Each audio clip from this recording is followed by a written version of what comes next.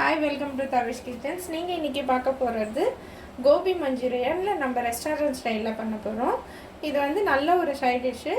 நீங்கள் வந்து டக்குன்னு சமையலே செய்ய தெரியாதவங்க கூட இது ஒரு 5 நிமிஷத்தில் 10 நிமிஷத்தில் டக்குன்னு செஞ்சு டக்குன்னு சாப்பிட்றலாம். உண்மையிலேயே ரொம்ப டேஸ்ட் டிஃப்ரெண்ட்டாகவே இருக்குது. வாங்க வீடியோக்குள்ளே போகலாம். நான் கேஸ் பற்ற வச்சுக்கோங்க. பற்ற வச்சுட்டு நான் சுடு தண்ணி நல்லா காய்ச்சி வச்சுருக்கேன். நல்லா கொதிக்கணும்னு கிடையாது, இந்த லைட்டாக அந்த பபுள்ஸ் வந்தாலே போதும். ஏன்னா நம்ம காலிஃப்ளவரில் இந்த பூச்சி, இந்த சைடில் இருக்கிறதுலாம் பூச்சி மாதிரி இருக்கும், சின்ன சின்னதாக கருப்பு கருப்பாக இருக்கும். ஸோ அதெல்லாம் நம்ம அதை க்ளீன் பண்ணி எடுத்துகிறோம். இது நான் ஆஃப் பண்ணிக்கிறேன். இப்போ இது கூட கொஞ்சமாக உப்பு, ஒரு அரை ஸ்பூன் உப்பு, ஒரு அரை ஸ்பூன் மஞ்சத்தூள். இந்த காலிஃப்ளவர் நம்ம இதில் போட்டுடலாம். நல்லா கொஞ்சம் கலர் விட்டுருங்க.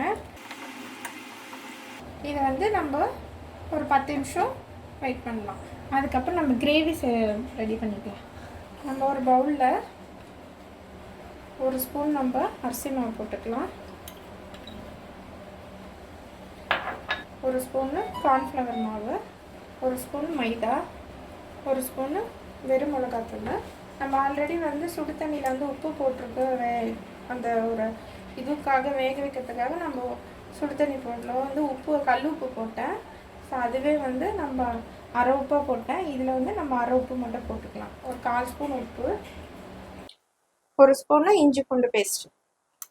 இதில் நம்ம காலிஃப்ளவர் நம்ம தண்ணியெலாம் எடுத்துகிட்டு ஃபில்டர் பண்ணி வச்சுருக்கேன். இதில் போட்டுடலாம்.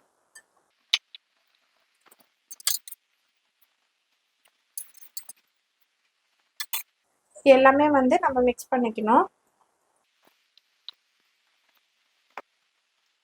நம்ம எல்லா மசாலாவும் எல்லா காலிஃப்ளவரில் நல்லா அந்த மாவெல்லாம் நல்லா மசாலாலாம் போய் ஒட்டணும். ஸோ அதனால நாலா பக்கமாக நல்லா ஃபுல்லாகவே கலர் எடுத்துக்கோங்க. நம்ம அடுப்பு பற்ற வச்சுக்கலாம். நம்ம கடாயில் எண்ணெய் கொஞ்சம் ஊற்றிக்கோங்க. நல்லா ஃப்ரை பண்ணி எடுக்கணும். ஸோ அதனால நம்ம கொஞ்சம் எண்ணெய் கொஞ்சம் தாராளமாக ஊற்றிக்கலாம். எண்ணெய் சூடாகட்டும். எண்ணெய் சூடாயிடுச்சு. நம்ம காலிஃப்ளவர் ஒன்று ஒன்றா போட்டு பொரிச்சு எடுத்துக்கலாம்.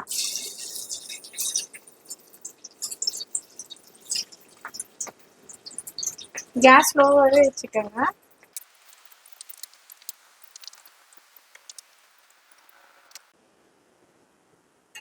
நல்லா பொறுமையாக கொஞ்சம் கொஞ்சமாக திருப்பி விட்டுக்கோங்க.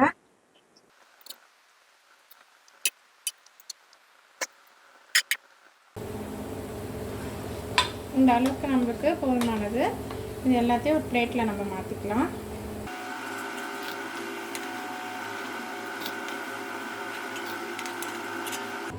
பேன் வச்சுக்கலாம். அடுப்பு பற்ற வச்சுக்கோங்க. நான் 3 ஸ்பூன் எண்ணெய் விடுறேன். எண்ணெய் சூடாகட்டும். எண்ணெய் சூடாகிடுச்சு. நான் ஒரு வெங்காயம் நல்லா பீஸ் பீஸாக கட் பண்ணியிருக்கேன். நல்லா ஒரு 2-4 நம்ம கட் பண்ணோம்னா அவ்வளோ பீஸ் அப்படியே தனித்தனியாக பிரித்து எடுக்கணும். தனித்தனியாக பிரித்து எடுத்தால் நம்ம அந்த வெங்காயம் தனித்தனியாக திரும்பி வந்துடும். இந்த மாதிரி போட்டால் தான் நல்லாயிருக்கும். டேஸ்ட்டாக பார்க்கவும் கலர்ஃபுல்லாக இருக்கும். இந்த வெங்காயம் கொஞ்சம் பொன்னேரமெல்லாம் தேவையில்லை. இப்போ நார்மலாக சும்மா கலர் விட்டாலே போதும். இந்த எண்ணெயிலே கொஞ்சம் நாலா பக்கமாக கலர் விட்டுருங்க. இது கூட நான் 2 பச்சை மிளகாய், இது கூட நான் ஒரு ஸ்பூனு இஞ்சி பூண்டு பேஸ்ட்டு. இந்த இஞ்சி பூண்டு பேஸ்ட்டு நல்லா பச்சை வாசனை போகிற வரைக்கும் கொஞ்சம் கலரிடுங்க.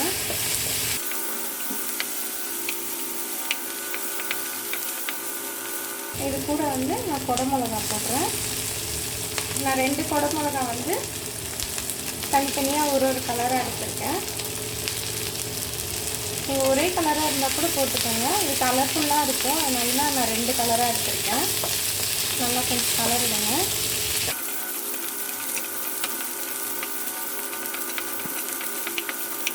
கால் ஸ்பூன் உப்பு, 1/4 ஸ்பூன் கொஞ்சம் தனி மிளகா போட்டுக்கோங்க. நல்லா கொஞ்சம் கலரிடுங்க.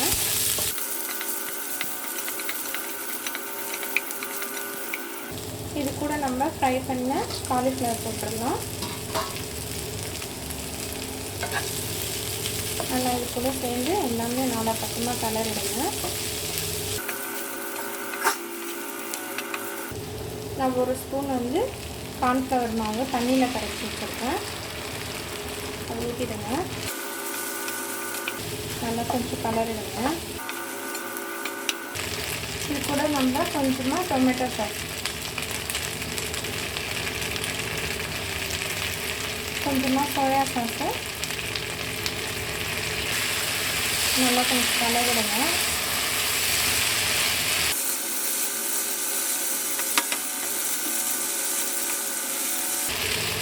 கொஞ்சமாக வெங்காயம் போட்டு கேஸ் ஆஃப் பண்ணிக்கலாம். இது நான் ஒரு பிளேட்டுக்கு மாற்றிக்கிறேன். கோபி மஞ்சூரியன் ரெடி ஆயிடுச்சு. இந்த மெத்தடில் நீங்கள் ட்ரை பண்ணி பாருங்கள், கண்டிப்பாக உங்களுக்கு பிடிக்கும்.